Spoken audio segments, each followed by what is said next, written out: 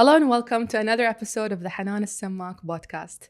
Today I'm excited to have a conversation with an Emirati poet. She's amazing. Short story writer and author, currently working on her first contemporary romance novel, which I can't wait to read. Her work explores heritage, spirituality, and identity, capturing the depth of the human experience through her cultural lens. She is a powerful voice in the literary community, from performing at the Emirates Literature Festival to curating poetry evenings at the House of Wisdom and mentoring young Emirati writers. She's not just a writer of stories, but a creator of spaces where others can discover their own voice. Please welcome Shahd Thani. Hi, Shahd. Super excited to have you with me today. Hi, thank you for having me. I love the white, mashallah. It always makes me feel good. Me too. I'm so happy to be here to finally meet you in person. Yes, it's amazing that we've known each other on social media for 10, 11 years, but we never met officially. But I've never felt like we didn't know each other. I always felt like we were connected. Yes. Somehow, yeah, when you feel like you're aligned with someone, there are those soul aligned connections that it just, whenever you talk and you just feel okay, you just feel like you belong somehow. I do. I remember that.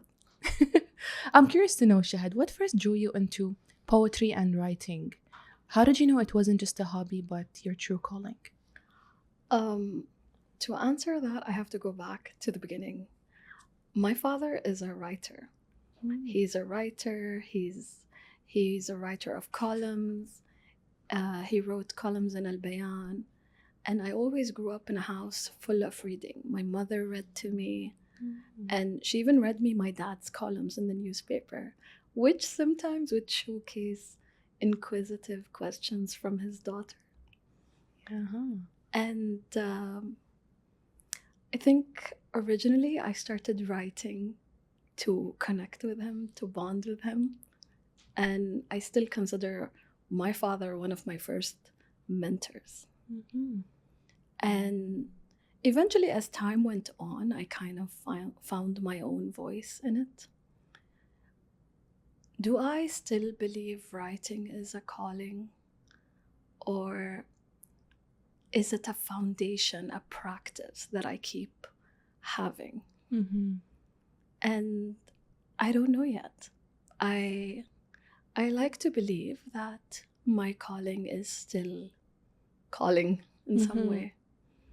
And maybe the calling is to mentor Emirati writers. Maybe the calling is to give other people voices. And both are integral to me. I love that, Shahad. And I love that you said to give other people voices, because that is true. Sometimes you can be a permission slip for somebody else, because a lot of people, a lot of creatives, artists in general, struggle with visibility fear, right? Because you're out there. Will people like it? I'm seen. Am I still gonna belong? Curious to know, how did you manage? I mean, what was one of the toughest challenges you had to go through that you now see as a blessing? I think the fear of being seen and the desire to be seen are two sides of the same coin masquerading as imposter syndrome. And it's funny how the closer you get to what you want, the resistance is higher, the imposter fear is higher. And it hones you, because once you beat resistance, you know you can beat it again. And Stephen Pressfield says something about that resistance will always be there. The higher you're aiming, the more resistance will try to knock you off the path. But you have to stay steady and know that you beat it once, you can beat it again. And that's not one of the only challenges I faced. Like, as a writer writing on social media, you need to be visible on social media and you need to be posting on social media. But copywriting on social media is not easy. Being an English-speaking Emirati writer in the region also is not easy when the mandate is to publish in Arabic. So the facilities that I would need as an English-speaking writer aren't in place. developmental editors, literary editors.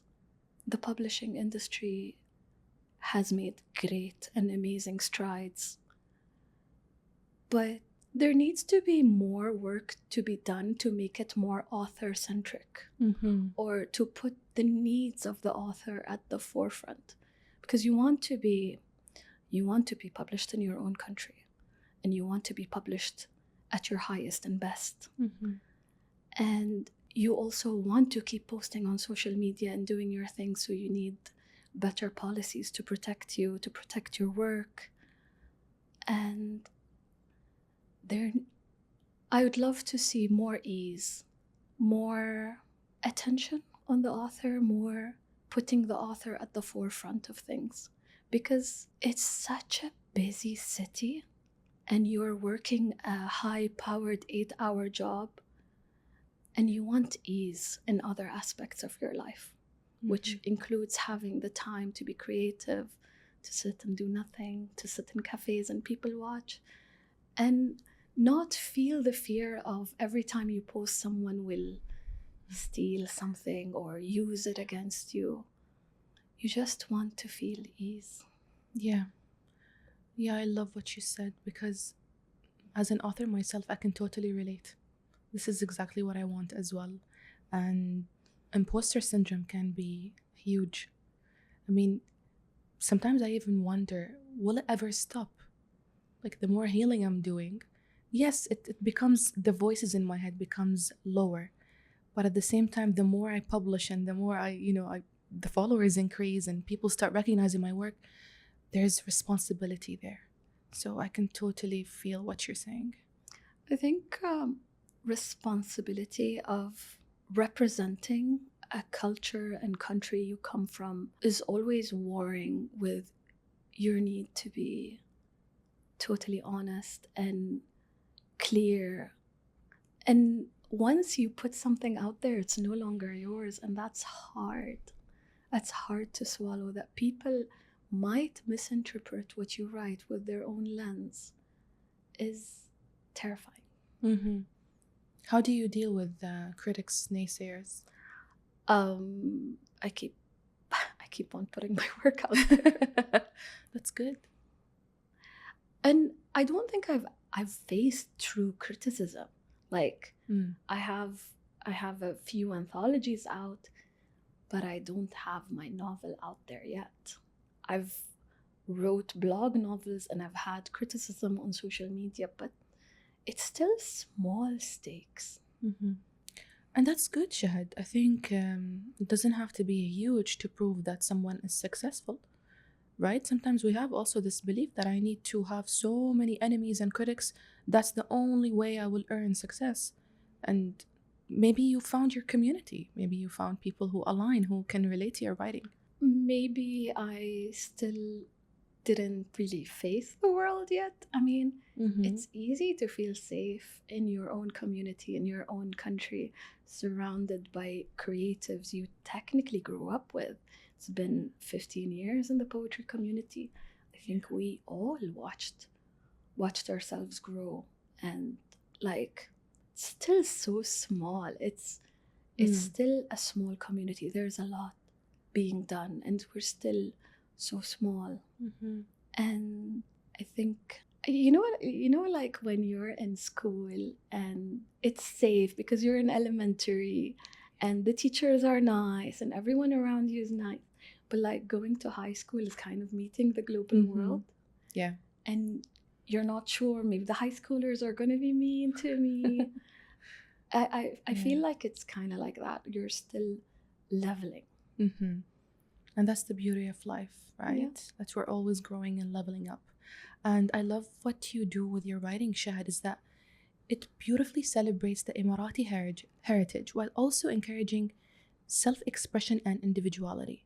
So I'm curious to know, how do you balance between those two? I draw a lot of my inspiration from my grandmother, from my ancestors. And having that kind of foundation has somewhere to grow.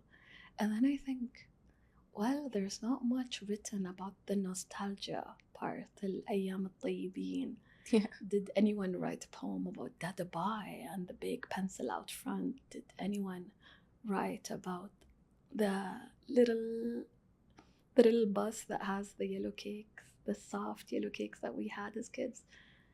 And I think about how life is moving so fast. Like, how are we in September? Yeah. And I've always written to have a record of things. Like, even when I was a child, I'd write things to have a record. It was a practice to remember things, to communicate, to slip a letter under the doors of my sisters to tell them I'm mad at you. And it's funny how I don't believe that everyone should be a writer, but I believe that everyone should have a writing practice.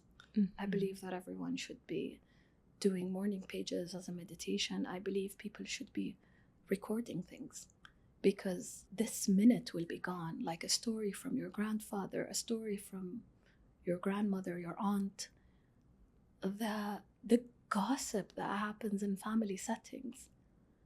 I would love this to be written down because it's fading so fast. Yeah, you're absolutely right. I mean, we live in a world right now that is so digital, so fast, and I love technology, but at the same time, I also love the soft life, right? So, why do you think poetry still matters nowadays, and how does it connect us to ourselves and the people around us? I think poetry is a meditation of a moment. And it's like a photograph, a captured moment. And that moment allows you stillness. And it's beautiful to think that in a world where we value the entrepreneurs and we value the high-powered people, and the creatives are supposed to stay hungry, stay on the sidelines, the underdogs. Yeah. But when the world shut down in COVID, we turned to the creatives. We went back to watching TV shows. We went back to reading. We went back to poetry. And we started baking banana bread. Yeah. Yeah, that's true. And I think because at heart, our soul craves this intimacy, the intimacy with a writer, where the writer is talking about a romantic moment, an errant thought, or talking about blood is thicker than water. And I always thought that meant in the sense of family, but then it goes back and blood is thicker than water except when the covenant, forgot the quote, but it basically means that family are the friends you choose. I love that. And I think so much about how reading has connected me to my mentors, to people I want to emulate. Like, I was a teenager reading Natalie Goldberg and Julia Cameron. Like, you're learning from a Jewish writer, a Christian writer, and they don't know you exist, but they were your mentors because you've read everything they put out. I love that. Yeah. I mean, I've never really thought about this, that sometimes, yeah, we never met them, but they play a huge part in our lives. And think we about quote them. Yes. Like, how many people quote, like, different writers? Victor Hugo, Emily Bronte. Yes, speaking about Emily Bronte, I want to quote a part from her book, Wuthering Heights, and this is your favorite part, so I'm going to read it. Okay. He's more myself than I am. Whatever our souls are made of, his and mine are the same. Why do you love this so much? It's what Kathy said about Heathcliff. She loves him, but because of society, she also said it would degrade me to marry him. He was a gypsy brought up in her family house, and yet he was her soulmate. And when Emily Bronte wrote this book, it's a gothic romance. It's tragic and terrible, and women were not supposed to be writing something so awful at that time. you were supposed to be gently writing about society like Jane Austen. But here comes Emily Bronte in the moors and writes the most intense, tragic Gothic romance. And I think that says a lot about the boundaries that you push as a writer. That we are supposed to question things. Yeah. And dare to write something daring. And I think the biggest issue when you're writing as a woman or as a man in a conservative society is that people automatically think that you're writing from your own experience. Yes. But imagination is endless. And the possibilities are endless. And is it fair to judge the writer for being daring when we are gifted to be creatives, to live lives that aren't ours? Yeah. And the power of imagination and visualization. Yeah. I mean, we can always be in different characters if we want to. True. Yeah. I love that. And you know, Shahd, when it comes to a creative, I'm not sure, but some of them have rituals, some of them have practices that can allow them to get into the creative flow. Do you have any rituals that helps you? I mentioned Julia Cameron, so I'm a big one of my practices is the morning pages. And I meditate, I read a lot of poetry. I like to read poetry out loud and think about what are the words and why did the writer use this word? Like, the wind purrs. How did the writer come up with that one? And I think about the images that make a poem unexpected or memorable.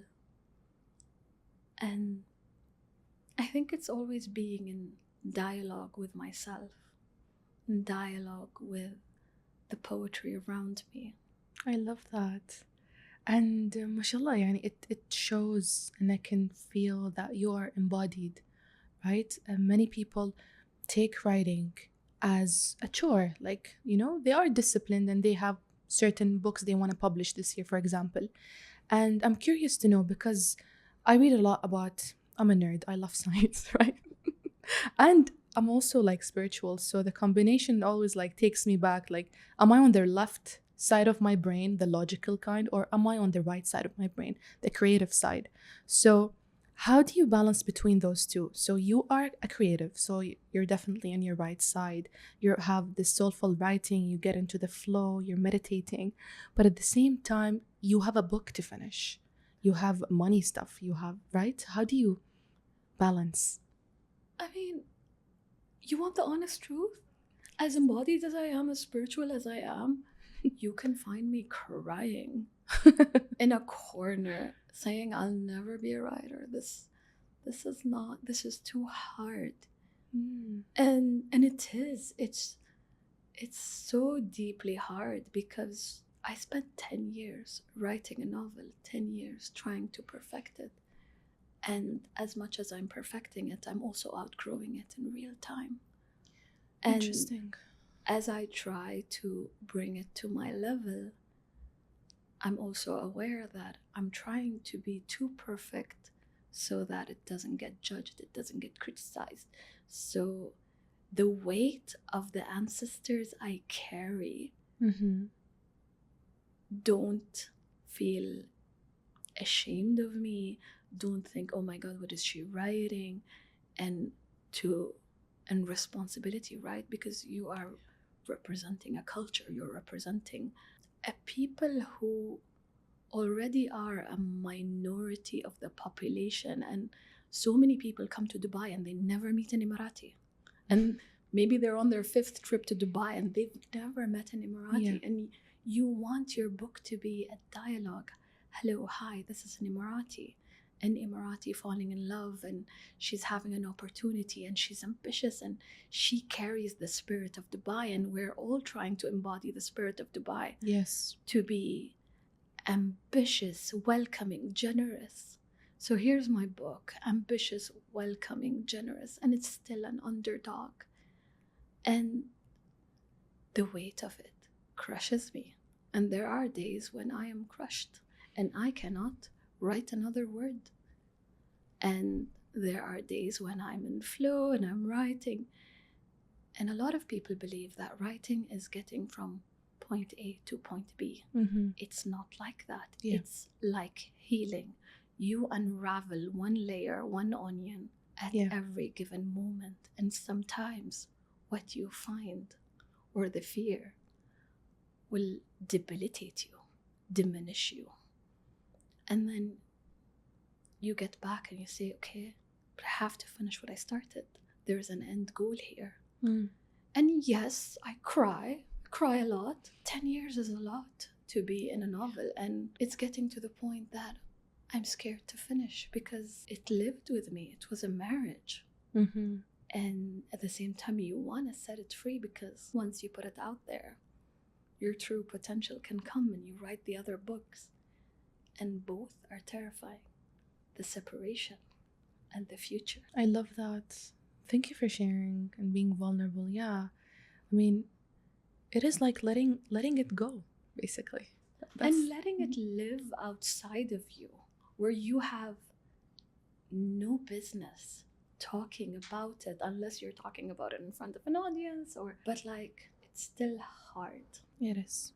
And talking about the writing process and feeling connected with your writing and then putting it out there to the world, and that is a hard process, and I can totally relate. For anyone who's going through the same thing, what do you think they should release, some of the limiting beliefs that will help them overcome that difficulty? I think one of the greatest limiting belief is creativity ما يأكل عيش. And creativity, once you are creative, then don't expect to make money. And I think that's a terrible belief because so many authors are out there being entrepreneurs. Mm-hmm. They're coaching other writers, they're editing other work, they're doing things. And underestimating them or treating them as any less is a belief that needs to stop because we need everyone. Yeah. We need the musicians, we need the poets, we need the writers. Everyone needs to come out and take their place in society because at some point when you're so depressed or so down, you're not gonna go listen to a business podcast to get inspired. Mm-hmm. You're gonna want to escape into a world and watch a movie or read a book, and all of that comes from somewhere. It comes from the creative. Yes. And the creative needs to respect themselves and ask for money and ask to be empowered the same way anyone else uses their talent and is empowered and is paid. I love that. That is so empowering, Shahd. Yes, you're right. So many creators feel less than a business owner or, high paid person in a job position, for example. No, because this is what I do on my free time. This is what I love doing. This is what I hear music and then I'm writing. So I shouldn't be paid because it's easy and it's fun. So somehow we have this belief that I need to be grinding 24 hours for me to earn that salary. But what about a lecture? What about your 10 years extensive research? What about everything that goes in your mind to come up with this beautiful piece of art? Yeah, I mean, you have to value yourself as a creative because we don't have time. Where the fact that the creative isn't earning as much as other people is proof of the fact that we need to value ourselves, that we need to refuse to show up in events for free. And because it's our free time, then it's worth more because time is precious. Yes. I mean, I'm working 8 hours a day. I go home, I spend some time with my family, and then I scribble before bed and I'm usually exhausted and I do most of my writing on the weekend. So time for creativity is precious. Yes. Yes, it's the time, it's the energy. Right? It's the embodiment. It's also the fear of, I'm going to be visible. And that by itself takes courage. Yeah. Yeah. Shahad, this was amazing. Is there any message you want to send someone who is, having writer's block, maybe? Something they can do to help them continue their process? I think if anyone has writer's block, Yeah. they should know that it's temporary. Okay. Because sometimes we have blocks when we change our routines. Say you changed your department. You are stressed because of the people around you. You had a routine and it changed. I truly believe all it takes is 10 minutes to write. Put a timer, start writing. And if you can't write, don't beat yourself up for not writing. Maybe it's the time to read. Maybe it's the time to give your body some much needed rest. And I think rest is restorative, and we unfortunately believe that we'll only earn rest after we burn ourselves out. Yeah. So maybe your body just wants to rest and not want to create.